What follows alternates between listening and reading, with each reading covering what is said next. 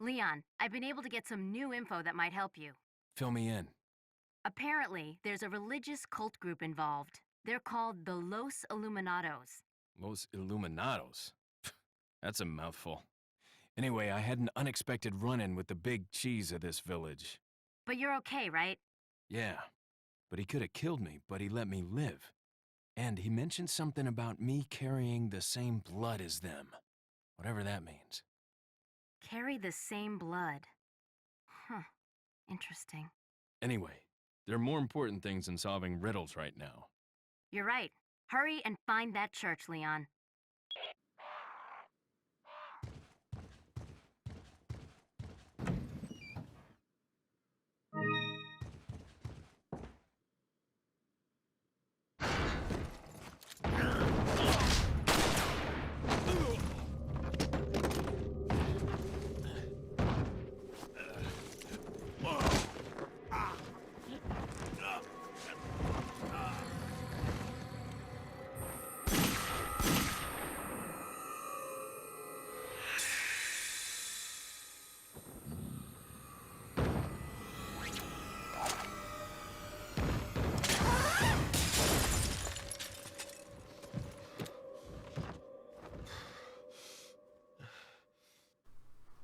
Hey, what's up everyone? Nick here. Welcome back to my Resident Evil 4 Professional Difficulty No Damage walkthrough.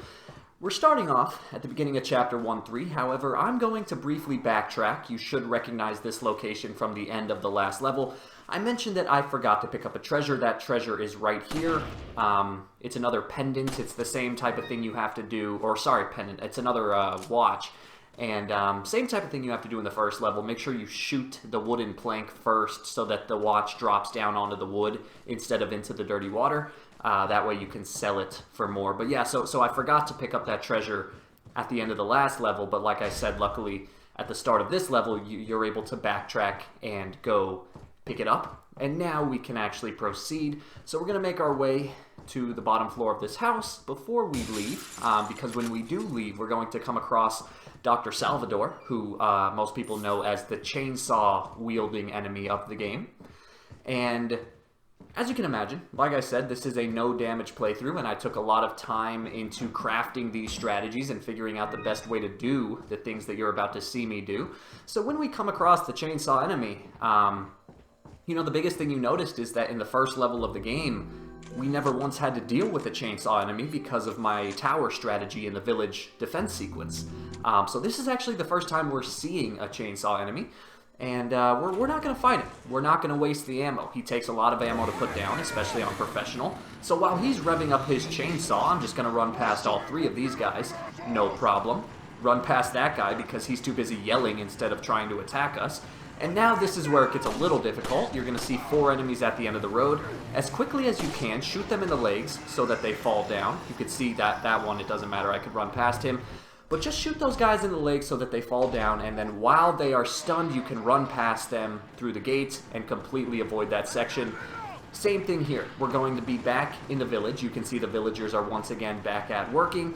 And once again, you know why waste ammunition, especially this early on in the game when it's essential to save ammo and save resources so that our lives become much easier at the end of the game. I'm just going to run past everyone, run straight to the door here with the symbol on it, and now we have the key that we got in the house, and we can go through the door and be on our merry way. And so that, you know, that's the perfect, that right there, the opening of this level, I think, is the perfect kind of example of what this walkthrough entails. You know, when you're playing a survival horror game, and in particular when you're playing Resident Evil 4, one of the biggest things you have to take into account is ammo conservation. And so right there, I just ran through 2 fights. And those fights, those are not easy fights. There are a lot of enemies. You could easily waste a lot of ammunition. But because I ran through them, I saved time, I saved effort, I saved stress, and I saved ammo, which is the most important thing. And you're going to see, you know, I'm going to mention this so many times in the walkthrough because you're going to see that later on when we get further into the game. So once again, here is our buddy the merchant. So we'll stop and talk to him. Again, remember, we still don't have all of the medallions, so we will be returning. I'm not even going to deal with him right now because we're about to go to the graveyard area, which is where we'll get the last 3 medallions that we need.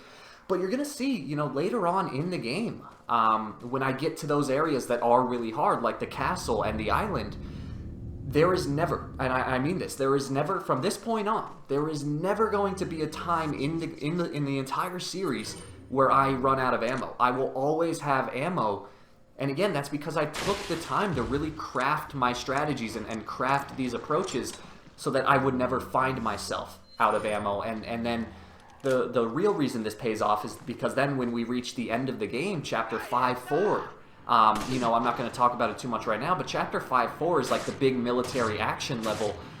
And because of the strategies I do throughout this entire game, I'm able to just go freaking nuts in that last level and use all of the ammo that I've conserved throughout the playthrough.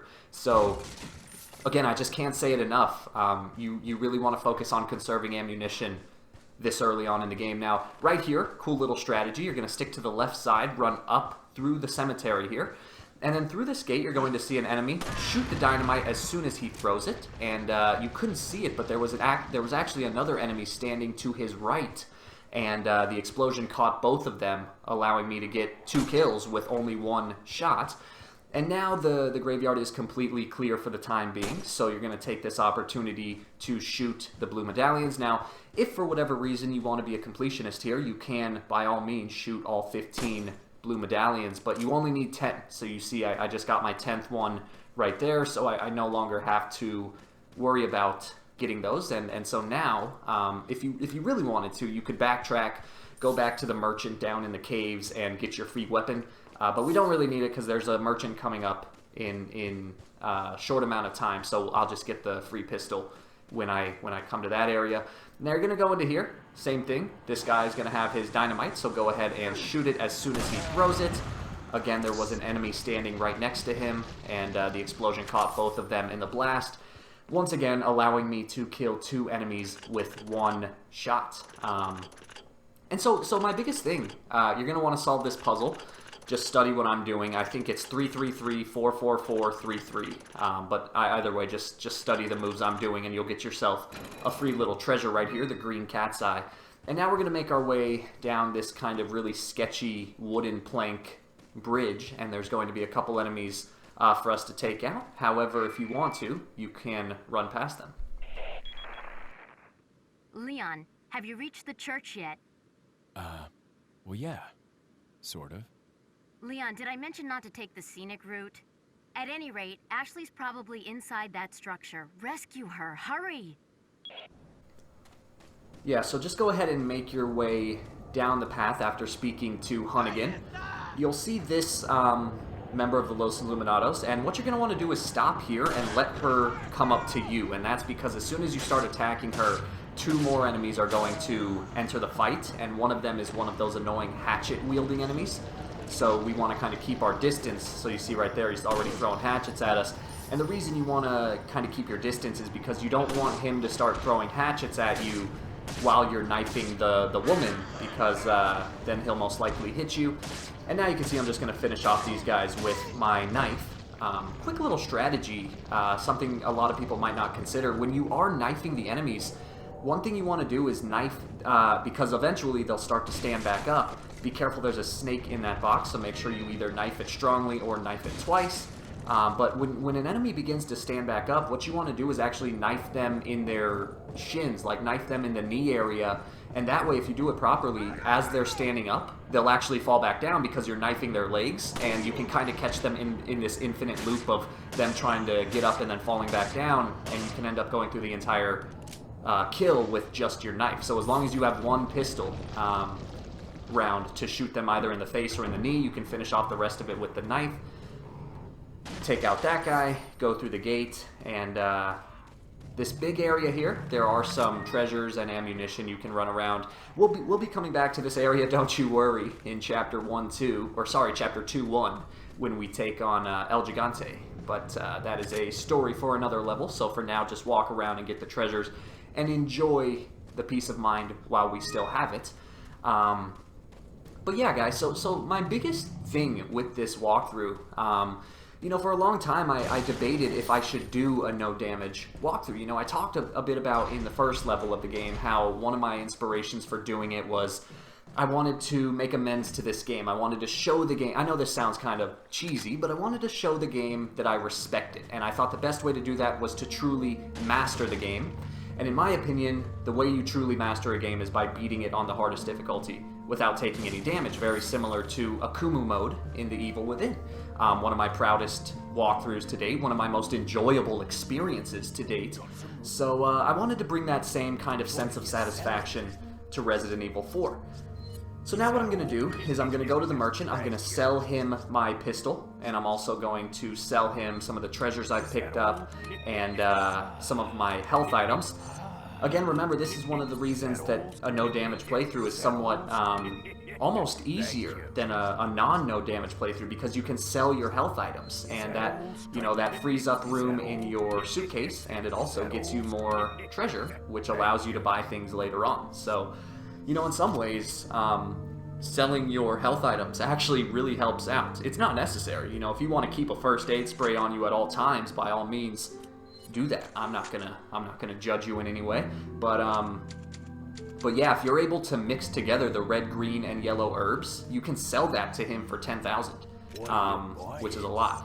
Now, real quick, I forgot to get my free weapon, so you see right here, this is the Punisher. So I'm gonna go ahead and grab that and make my way on. Real quick, if you ever notice that like my inventory screen all of a sudden becomes really nicely organized, that's because I every once in a while I'll take the time to organize it very nicely, and I'll usually just cut that footage out of the video because I doubt you want to watch me spend 5 minutes organizing things in a suitcase. I can't imagine I would want to watch that, so I can't imagine you would either. But yeah, so now we're going to come to another area, and before we move on, we're going to have to dodge yet another boulder. And we're going to come to an area which I guess I would call like the marshland or the swamp area. And once again, you know, this is where you can really see the distinction between this walkthrough and my previous walkthrough, the one that I am incredibly ashamed of. Because in my previous walkthrough, I fought my way through this area. I killed all the enemies, I wasted a lot of ammunition, I got hit numerous times. But watch this. Watch what you can do here. We're going to drop down into the water. We're going to shoot this dynamite trap. The explosion will kill that old man right there, or at the very least knock him down.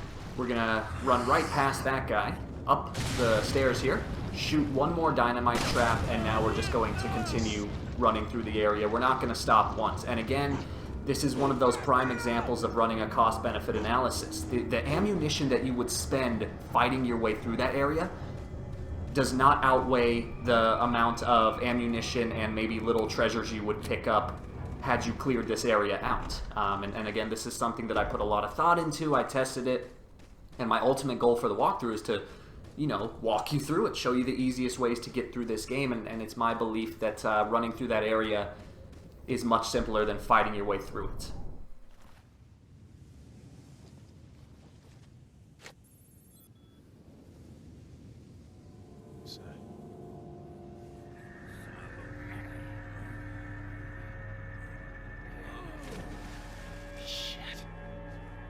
Vámonos. Ok, ándale.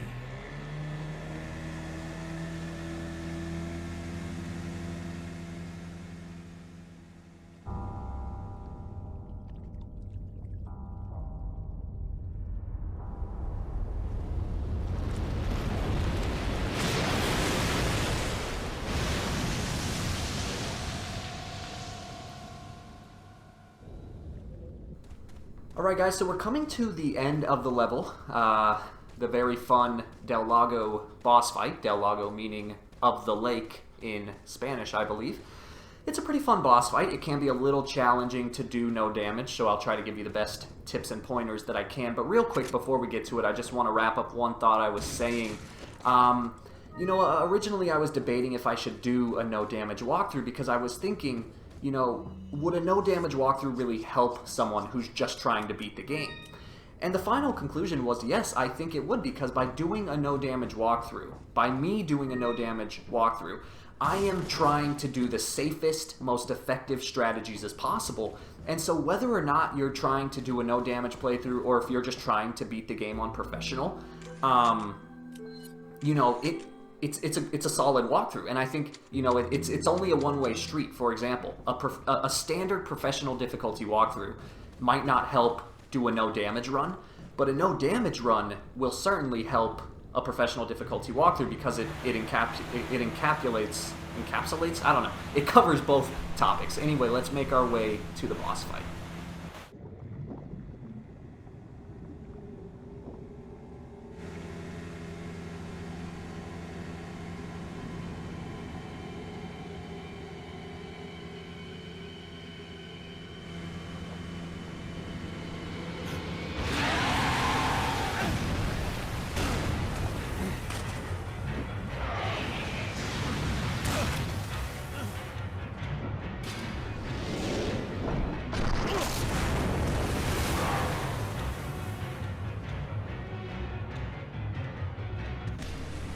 Alright guys, so for this fight, I'm not going to just sit here and tell you to throw the harpoons at Del Lago because that's pretty obvious. Instead, I'm actually going to run you through some of the more technical aspects of this boss fight. So the biggest thing is while Del Lago is pulling you through the water, you'll notice these giant hunks of kind of like big tree stumps floating in the water.